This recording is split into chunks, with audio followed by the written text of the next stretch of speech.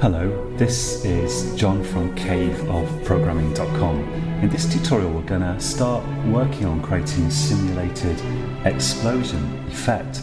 So at the moment our particles are all starting in random positions and they're wandering around the screen randomly. Well, actually they all have fixed speeds and directions, and they bounce off the edges of the screen and just kind of wander around. So what I'd like to create here is an explosion effect where they all start from the middle and they all fire outwards in a sort of circle, a sort of jagged circle. So let's start putting that together in this tutorial. And what we want to get to start with is that circular kind of explosion pattern of the particles. So if we look at particle.cpp now, we've got it that we're initializing the x and y coordinates of each particle to a random value when the particle's created. Let's get rid of that and instead put the particles using the constructor initialization list here. Let's put them right in the center of the screen, which in our particle coordinate system is at 0, 0, x equals 0, y equals 0. And if we run this now, they start from the center of the screen, but you'll notice there's a rectangular pattern to the explosion. That's because we're choosing the x and y values here randomly, but using a rectangular coordinate system like that and choosing the x and y speeds of the particles separately is what leads to this rectangular pattern. What we really want to do is we want to choose two things for each particle. Firstly, a completely random direction from 0 to 360 degrees, and secondly, a speed, so that we're not introducing any kind of rectangular elements in there.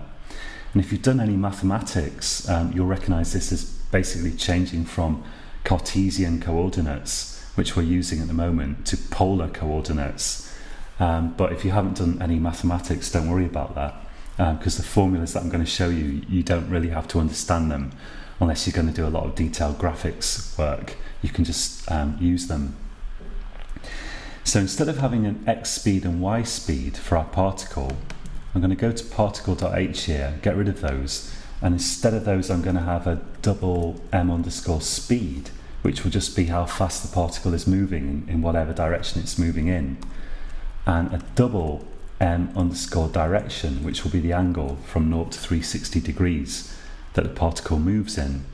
And then in particle.cpp, let's get rid of the update method because that's now not in use anymore. And let's get rid of this stuff that initializes the x speed and y speed because we're not using that anymore. Let's start by picking a random direction for the particle. So again, we'll use our old friends rand and randmax here. We divide, rand returns a random number from 0 up to whatever randmax is, which is a big number. So if we do this, we'll get a number from 0 to 1.0, except that we have to make sure that either randmax or rand is converted to a double first, or else we'll get integer division, which will just give us 0, discarding the floating point bit.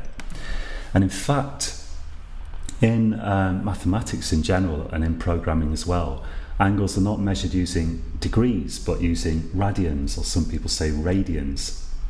And the radian measures a full rotation, not in 360 degrees but in 2 times pi radians. Like pi is 3.141592 roughly. 2 times pi is going to be something like, I suppose, 6.3 roughly. So we measure the full circle of rotation from as being not from 0 to 360 but from 0 to 6.3 roughly, and that has various mathematical advantages. So we want to pick an angle here from 0 to 2 times pi, which is about 6.3 I think, radians. And we can use a constant, a pi constant from math.h. So let's use that. Let's say here 2 times, and the constant's called m underscore pi, and it's about 3.141592 times rand here. You might need to You might need to include using namespace standard here, but it seems like I don't need it, so I won't put it in. Seems to be fine that we don't need to use the standard namespace to get this m_pi, at least on this system anyway. Let's put this in brackets to make sure that we have a double here.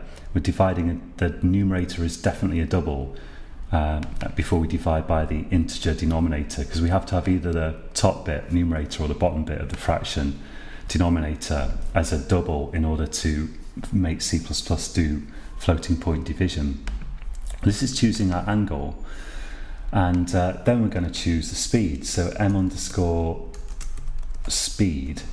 and again, rand divided by rand_max will give us a random number from 0 to 1.0, and we can multiply that by some constant. Let's try some number.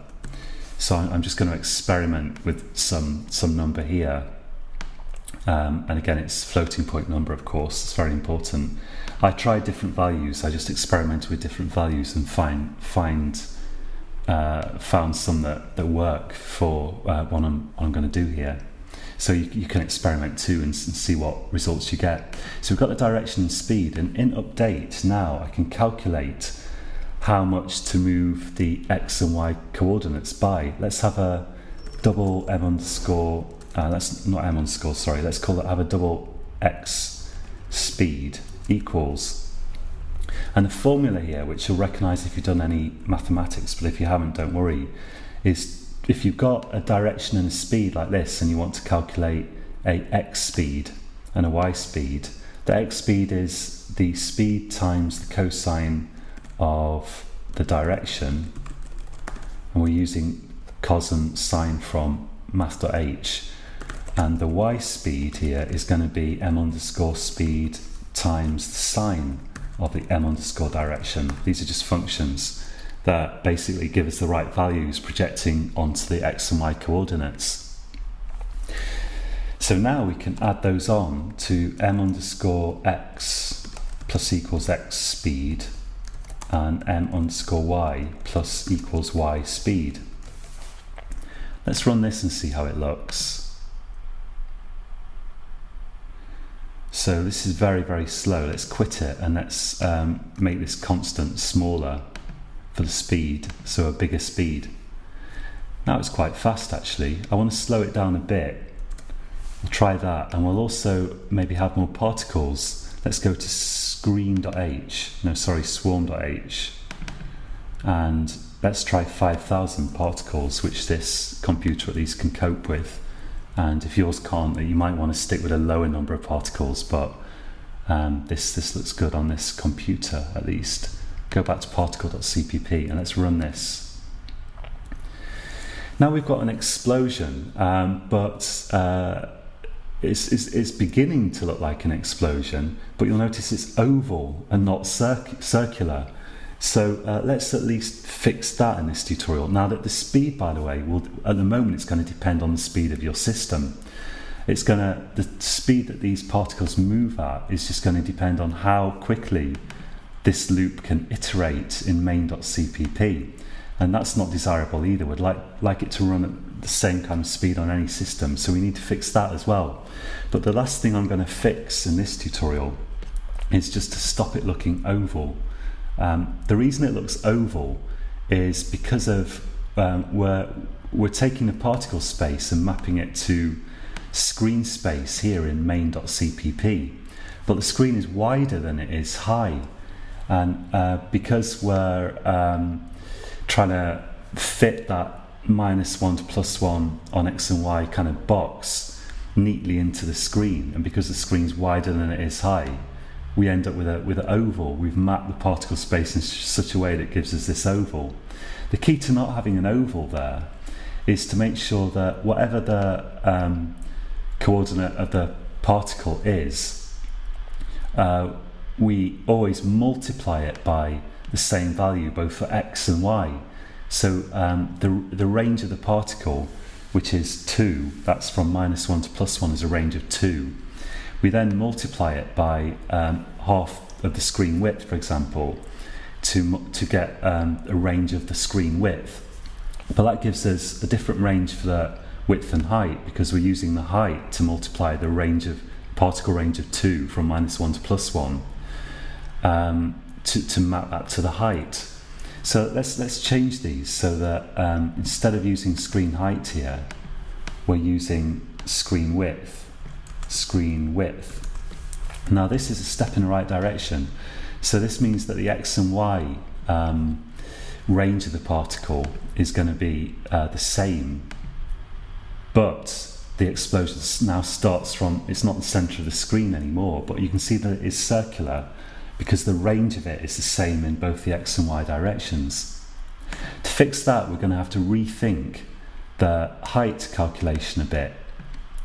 What we'll do is first we'll take the, let's get rid of some of this. First we'll take the y coordinate and multiply it by this, the screen width divided by 2, because that will extend the range of the particle. It will change it from 2, -1 to +1, that's a range of 2, to the screen width, which is fine. Particles are going to go off the edge of the screen, off the top and the bottom, but it doesn't matter because the width is bigger than the height. But if they go off the top or the bottom, it doesn't matter, because we've made sure on our set pixel that we aren't going to plot any particles that are off the edge of the screen, so we can safely do this. We don't have to worry about exactly where they are. Now we need to, once we've got the range right here, this at the moment, if the particle is at position 0, that will mean that it will be at 0 on the screen, which will be right at the top of the screen, because y starts numbering downwards, so the 0 of y is at the top of the screen. If we run this now, we get this, it's right at the top here. What we want to do is add to that half of the height. So if we add to this screen : screen height, let's use the autocomplete there, divide by 2. Now if we run this, we get it in the right position, because if you think about it, when the particle's at 0, 0 times screen width over 2 is still 0. Add half of the screen height, and that puts the 0 right halfway down the screen, which is what we want. So I think I'm going to leave it there for this tutorial. This is a little bit inefficient because we're doing this division by 2 every time we go around this loop. And if you want, you could define a constant above the loop equal to the screen width over 2 and use that here to avoid having this calculation, the division by 2, to avoid doing it every time you go around a loop, which might be a good idea. The compiler might optimize that anyway, but best not to rely on it. But I'm just going to leave it as it is for the moment. So we'll continue to work on this explosion in the next tutorial. We've got a few things to fix here because it's still not what we want it to be. It also looks very rubbish because, well, we're changing the colors of all the particles at the same time, and we haven't, more importantly as well, we haven't got a blur on the screen. We're just seeing individual pixels, and it looks a lot cooler if you blur the screen. So we've still got to tackle that, but I'll leave it there for this time, and until next time, happy coding.